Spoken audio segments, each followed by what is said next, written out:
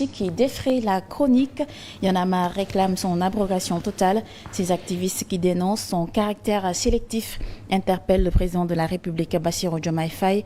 Le compte-rendu de leur conférence de presse dans ce journal. Protection judiciaire et sociale, plus de 17 000 jeunes sont pris en charge dans des centres grâce aux actions éducatives en milieu ouvert.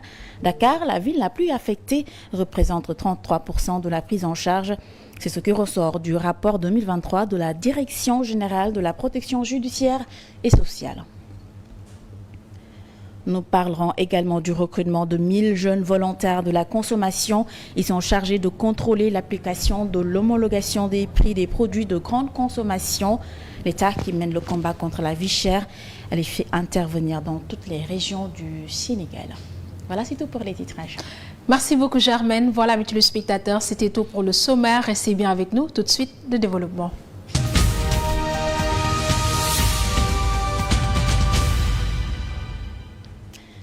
Mesdames et messieurs, bonsoir. Bienvenue dans ce journal polémique sur la loi d'amnistie. Y en a marre, mais le gouvernement face à ses responsabilités. En conférence de presse ce matin, les activistes accusent Pastef d'avoir changé de discours. Ils invitent le président de la République à respecter ses engagements. Compte rendu à Martiam.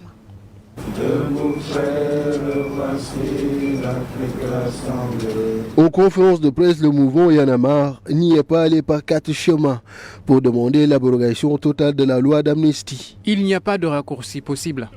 Il n'y a pas de raccourci possible. C'est ce qu'ils avaient vendu aux Sénégalais. Ils doivent honorer leur engagement. Les activistes accusent le Pastef d'avoir changé de discours sur la question. Maintenant, qu'est-ce que nous constatons durant ces quelques jours? Il y a un changement de langage. La sémantique commence à évoluer au sein de la mouvance présidentielle. Maintenant, on ne nous parle plus d'abrogation de la loi. On nous parle de loi interprétative. On nous parle d'abrogation partielle. On nous parle de modification. Interpréter autrement la loi d'amnistie, c'est entériner l'injustice, disent-ils. Tchad et compagnie mettent le régime en place devant ses responsabilités. Pourquoi aujourd'hui Pastef voudrait interpréter cette loi pour laquelle il avait voté contre? Pour nous, cela relève quand même de l'incohérence. Et l'autre incohérence, c'est pourquoi couvrir d'immunité des acteurs qui sont pour le moment inconnus. On nous dit, oui, il y a des acteurs qui sont sortis pour apporter des réponses politiques, pour poser des actes politiques. Ok, qui sont ces acteurs? Pastef nous dit, nous ne connaissons pas qui sont ces acteurs. Nous ne savons pas ce qu'ils ont fait, mais il faut de toute façon les couvrir d'immunité. Cela pour nous relève de l'incohérence. Il faut aujourd'hui rappeler Diomaye Diakhar Faye qu'il avait promis aux Sénégalais d'être au-dessus de la mêlée. Pour eux, la question les dépasse. Chemin faisant, les défenseurs de la démocratie doivent s'ériger en bouclier. Ils n'ont pas le droit de jouer à jeux politiques politiciens. La Direction générale de la protection judiciaire et sociale a publié ce mardi son rapport de l'année 2023. Le rapport fait état de 17 057 enfants et jeunes pris en charge dans les centres grâce aux actions éducatives en milieu ouvert. Les zones urbaines sont beaucoup plus affectées que les zones rurales et Dakar, à elle seule, totalise à 33% de la prise en charge. Ils sont au total 17 057 enfants et jeunes bénéficiaires des prestations des services de la Direction générale de la protection judiciaire et sociale durant l'année 2023. Aussi bien sur le plan scolaire avec l'enseignement général, mais également sur le plan professionnel. Des mineurs en conflit avec la loi, en danger, victimes ou témoins, parmi lesquels 5297 ont été pris en charge par les centres. Nous avons 4 centres de sauvegarde. Nous avons 4 centres de premier accueil, 3 centres polyvalents et un centre d'adaptation sociale qui en 2023 ont pris en charge 5297 enfants dans des sections scolaires et dans des filières d'initiation et d'apprentissage professionnel. Et les 11 760 ont bénéficié d'accompagnement grâce à l'action éducative en milieu ouvert. Il s'agit d'enfants qui sont accompagnés sur le plan psychosocial, sur le plan sanitaire, sur le plan économique, sur le plan de l'éducation. Mais le rapport révèle aussi des défis à relever pour une meilleure protection des mineurs. Nous nous sommes rendus compte qu'il n'y a pas suffisamment de centres, il n'y a pas suffisamment de services de prise en charge. C'est pour ça que les structures privées viennent aussi en aide dans le cadre de cette formation. Ce déficit de centres n'aide pas aussi dans les cas de mise en garde à vue de mineurs. Le juge a besoin d'une garantie de représentation, d'avoir l'enfant sous la main avant le jour du jugement. Ce qui veut dire que si on avait suffisamment de centres, ça serait une bonne alternative au mandat de dépôt. Selon le rapport, les zones urbaines sont beaucoup plus affectées par la vulnérabilité des enfants que les zones rurales, avec Dakar qui totalise 33% de la prise en charge, suivi de Thiès et ensuite de Ziguinchor. Compte rendu, Mamadou Kanté. Le gouvernement du Sénégal envisage de recruter 1000 jeunes volontaires de la consommation. C'est dans le cadre de la lutte contre la vie chère et du contrôle de l'application des mesures de la baisse des prix. Ces volontaires auront pour mission de remonter des informations relatives à la non-application des prix administrés par l'État du Sénégal. Leur mission consiste à venir en appui aux 33 services établis sur le territoire national. 1000 volontaires vont assurer le relais, sensibiliser les populations, les informer sur les prix administrés par l'État du Sénégal. Leur objectif, c'est d'abord vérifier les prix, c'est que les prix soient affichés, voir si le prix des différentes denrées, des produits contrôlés ont été respectés, voir également les conditions d'hygiène. Leur rôle, c'est d'aller signaler au niveau du contrôle économique, justement, tout ce qui est déviation par rapport à ces différents paramètres. Après validation de leur candidature par les services compétents du ministère, les volontaires subiront des formations sous forme de pôle. Leur déploiement se fera dans toutes les régions du pays sous la tutelle des chefs de service. Le bilan des premières opérations était assez négatif. On a vu que les seuls critères qu'il y avait pour être dans ce programme, c'était des critères politiciens, il faut le reconnaître.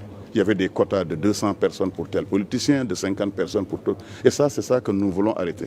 Et c'est pour ça que nous voulons le faire dans la transparence la plus complète. Une initiative en adéquation avec les grandes orientations de l'État du Sénégal, notamment en matière d'emploi, déclare le ministre. On sait tous que 1000 jeunes, avec un salaire de 100 000 francs par mois et une indemnité pour le téléphone, alors c'est une bouffée d'oxygène pour certains jeunes qui sont au chômage aujourd'hui. La plateforme d'inscription sera ouverte cette nuit à 0h.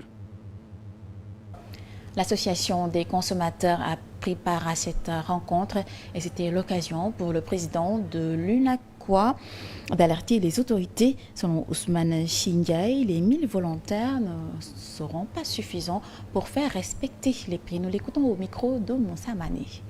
Mais bien sûr que ce ne sera pas simple, 1000 volontaires ne suffiront pas, mais c'est juste symbolique. Il faudra le soutien de tous, le soutien des organisations professionnelles, le soutien des ménages, des populations, des associations de jeunes et des associations de femmes, parce qu'en réalité, il s'agit de préserver la consommation dans notre pays et de lutter contre l'inflation et de préserver surtout le pouvoir d'achat des Sénégalais. Donc je pense que c'est suffisamment mobilisateur pour que tout le monde soutienne la démarche. Ce qu'il faudra éviter, bien sûr, c'est les situations de conflit et de répression qui pourraient naître justement de l'application de ce dispositif. Omar Diallo, président de l'association des boutiquiers du Sénégal, affirme lui que l'État doit davantage accompagner les détaillants. Pour lui, c'est la seule façon d'aider les populations. Nous l'écoutons. Il nous arrive très souvent d'avoir des difficultés pour pouvoir appliquer le prix fixé par l'État, parce que les marges sont plus que minimes. Nous avons 4% sur le sucre, 6% sur le riz, 5% sur l'huile. Des marges brutes qui ne tiennent pas en compte les frais que nous avons. Du coup, parfois, si les grossistes ne respectent pas le prix, nous avons des problèmes énormes pour pouvoir respecter ça. C'est la direction du commerce intérieur qui a recensé les boutiques en disant qu'il y a plus de 60 000 boutiques au niveau national. 60 000 boutiques, c'est plus de 120 000 emplois directs et plus de dizaines de milliers d'emplois indirects. Il faudra préserver ça. Ces entreprises, si tous les secteurs avaient réussi de pouvoir vraiment avoir autant de travail, rassurez-vous, il y aura moins de problèmes dans ce pays. Toujours sur cette rencontre, je vous propose de suivre à présent les propos de Omar Dia, un ancien agent volontaire venu assister au lancement de la plateforme. Il estime que l'État doit renforcer le contrôle au niveau des zones reculées du Sénégal, mais surtout veiller à la transparence dans le système de recrutement. Moi, je travaille au niveau de Danemaya, dans la vallée du fleuve. Là-bas, il n'y a pas de contrôle. Parce que, imaginez-vous, vous venez là-bas, le service n'est pas assez assermenté, outillé, n'a pas d'éléments nécessaires pour pouvoir faire ce contrôle-là. Moi, lorsque je suis venu, j'ai pu faire le tour de la vallée. J'ai constaté que beaucoup de boutiquiers ne respectaient pas les prix. J'ai posé la question, mais pourquoi vous ne respectez pas les prix? Ils ont dit que parce que l'État n'est pas présent ici, les contrôles ne viennent pas ici. Nous, donc, on va faire tout ce qu'on veut. Vous voyez, donc j'ai eu à sanctionner beaucoup de boutiquiers là-bas et par conséquent, ils ont fini par respecter les prix établis par l'État. Donc l'État a fait une très bonne initiative de reprendre les volontaires, comme ça ils vont aller sur le terrain, sensibiliser, contrôler pour au moins aider l'État pour que ces prix-là soient respectés. Les producteurs locaux de la pomme de terre et de l'oignon alertent les autorités sur la menace des importations qui pèsent sur l'agrobusiness sénégalais. C'est à l'occasion d'une visite des ministres de l'Agriculture et du Commerce à Saint-Louis. Chaque année, les agriculteurs enregistrent des pertes à cause d'une mévente. Docteur Macoumba Diouf, expert agricole, éclaire sur la question. Il est avec Djibril Diallo. Alors que le gel des importations de la pomme de terre et de l'oignon se poursuit jusqu'en juin prochain, les producteurs pensent déjà à la levée de cette suspension. Lors d'une visite du ministre de l'Agriculture et son collègue du Commerce dans la région de Saint-Louis la semaine dernière, ils ont alerté sur une crise majeure qui menace l'agrobusiness sénégalais. Si on a autorisé des quantités plus importantes avant que la mise en marché de ces produits importés ne se termine, les productions nationales vont arriver. Donc il y aura, si vous voulez, une suroffre, on va dire. Une suroffre. Conséquence, la production en pâtit. Le producteur local, il a du mal à vendre son oignon ou sa pomme de terre. Donc ça, c'est le pouvoir d'achat des producteurs eux-mêmes qui en prend un sacré coup. Vous voyez? Donc c'est une question d'équilibre.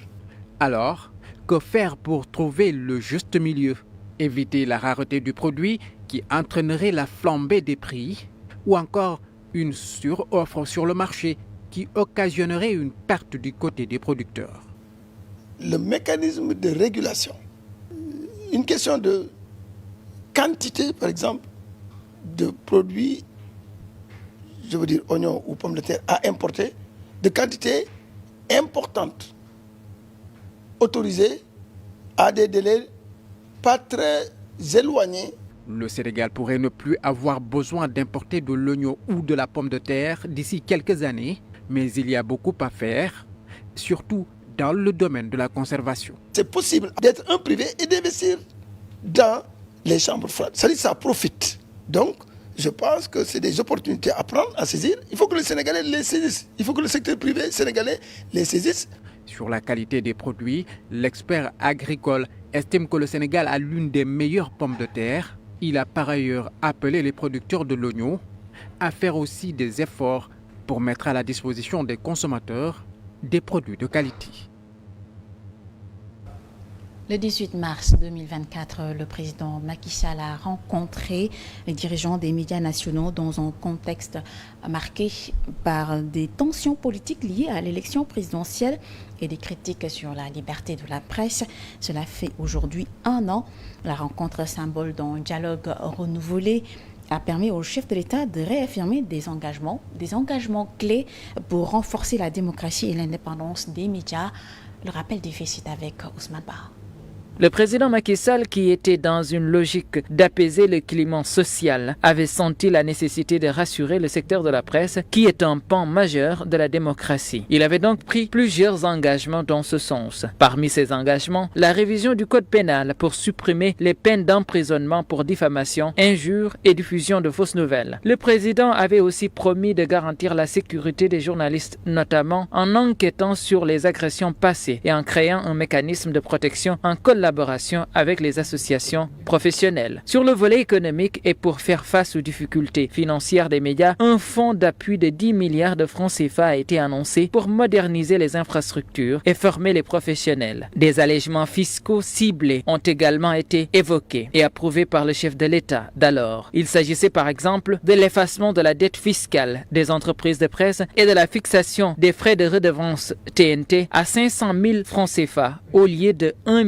500 000. Sur le plan institutionnel, Macky Sall avait proposé de réformer le Conseil national de régulation de l'audiovisuel pour en garantir l'indépendance et la transparence, notamment pendant les périodes électorales. Un projet de loi sur l'accès à l'information publique a aussi été promis, obligeant les institutions à publier des données clés. La rencontre du 18 mars 2024 marque donc une étape symbolique dans les relations entre Macky Sall et les médias, dans le but de consolider les acquis démocratiques. Cependant, le nouveau régime, dès son installation, a balayé presque tous ses engagements, surtout ceux d'ordre économique et financier, maintenant le secteur de la presse dans une précarité aiguë qui menace son existence.